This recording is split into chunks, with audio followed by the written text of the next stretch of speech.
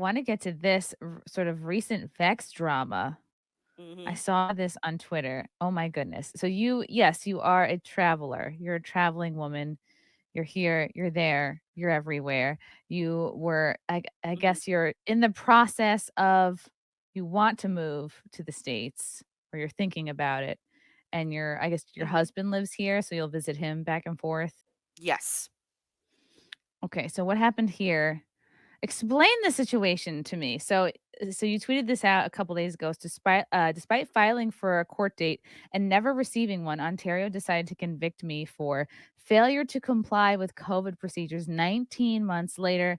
And then you were saying, does anyone know any lawyers in Ontario to fight this bullshit? And here, Ontario now wants you to pay over $6,000 for this fine. What are you being fined for? Um, so yeah, my husband is an American citizen. I filed over 2 years ago now for my visa. I honestly should be getting it any day now because the US consulate has my passport at the moment. But in the meantime, because he didn't get, the shots at all, so at the time he couldn't come up to visit me, so I would just go down south to see him. I've actually gotten two of these fines, so this is Oh, the second one that I got the notice for. Um, yeah. uh, how much were you so fined for essentially, last like, when time? you get they were both $6,250, both tickets. Holy shit, did you pay the last one? Like, what happened? No, I didn't pay either of them. So like on the back of the, because like when I got them, I was like, there's no fucking way this shit is gonna hold up in court because it literally says in my Charter of Rights and Freedoms that I'm allowed to move in and out of the country freely as a Canadian citizen. So what I did is, so basically what had happened is, because I didn't want to deal with the bullshit flying out of the country, I would drive down to Niagara Falls because I'm closest to Niagara Falls border. Then I'd get in a border taxi, hop the border, and then take a flight out of Buffalo to go see my husband who's in Florida. And then I'd do That's the really same thing in smart. reverse coming back. Yeah, right? It was a bit more money, but it saved me the hassle of, getting fucking fined and detained at the airport again. Right. Um, Mm. so on the way back, so I left Buffalo Airport, and like the cabbie was like, I can't take you across the border because of the rules in place, so you'll have to walk. And it's like just under a kilometer to walk over, like it's a bridge, and then What you is that in a come to the regular border, and distance? What is that in there's a American Canadian distance? Border Services building there. Wait, let me do kilometers to I miles. think that's like almost 3/4 of a mile. Okay. Yes, you're right, point I 6 of a think that's mile. it. It's not a full mile though, for sure. Okay. Okay, Alright. perfect. So it's like 11 o'clock at night, and my poor mother is waiting to pick me up on the other side to, because I live with my parents for the time being while I'm waiting for my visa to come through. Um, and the border services agent is like, well, you don't have like your papers, you don't have that uploaded to, because there was an app that you also had to show whenever you came into the country. And I'm like, no, I don't have any of that. So they took me. I was the only person in that entire building, and there were like 7 or 8 border agents in there, and they. They just run you through, like, do you have this, do you have that, how long have you lived there, is there anyone over the age of 65, how long were you gone. And then finally gave me a ticket, and they're like, You can choose to pay this, or there's options for early resolution on the back." So as soon as I got home, like I filed for the early resolution, and I just didn't hear anything. Like I got no calls, no emails, nothing in the mail. And then finally last week they just decided, yeah, we're going to convict you 19 months later. That's it. So uh, I'm again, I'm not going to pay a fucking cent to the government because this is absolute horseshit. So I did retain a lawyer the next day. But I have another lawyer that is helping me file for a moral waiver to not have to immigrate to the US with the shot, because back Uh, in October 2021, the US government added like the COVID vaccine as one of the required vaccinations you have to have. as an Jesus. immigrant. So I already have another lawyer that I hired for that, who I had to pay almost $5,000 to do that. So money is kind of tight.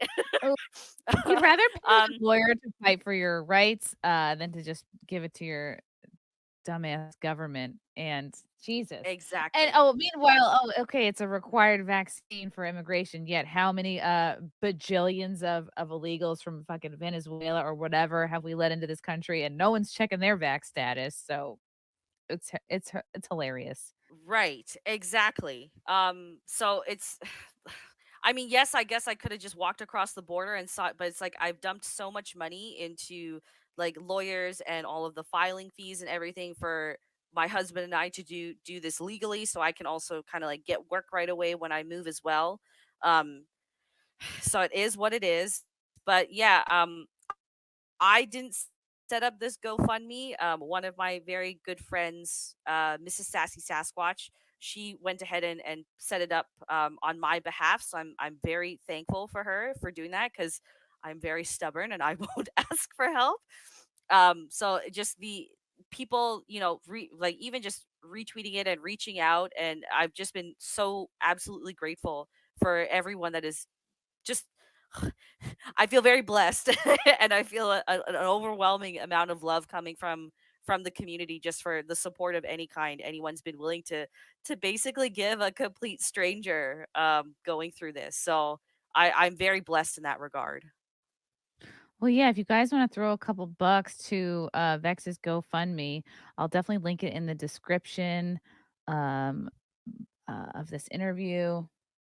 Okay, and this was set up by who is Sassy Sasquatch? I love the name. So she's the wife of one of the of a creator that I do a Monday show with. So we hit it off, and I do like a monthly female perspective podcast with her as well. She's overall just a wonderful human. She does a weekly show of her own where her whole shtick is just making women great again, Oh, wouldn't essentially. that be nice? So right, right. So she's a fantastic creator, so I definitely recommend people check her out as well. And have you spoken to some you have spoken to a couple lawyers about this. Are you feeling hopeful about your chances of coming through and being able to get here legally without having to do anything you don't wanna do? I mean, in terms of that's like so that waiver is separate. I'm pretty hopeful for that. Even the lawyer I hired for that is very hopeful. Because I also have not gotten I have all my medical records and I have a very good case for at least a moral objection to it. So I'm pretty Mhm. hopeful for that.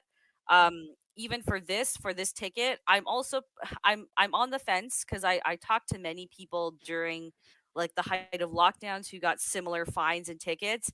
And it just seems Wow. to all depend on the judge that you get. So I know some people have gotten it thrown out. Some people have had to pay a smaller fine or the original fine.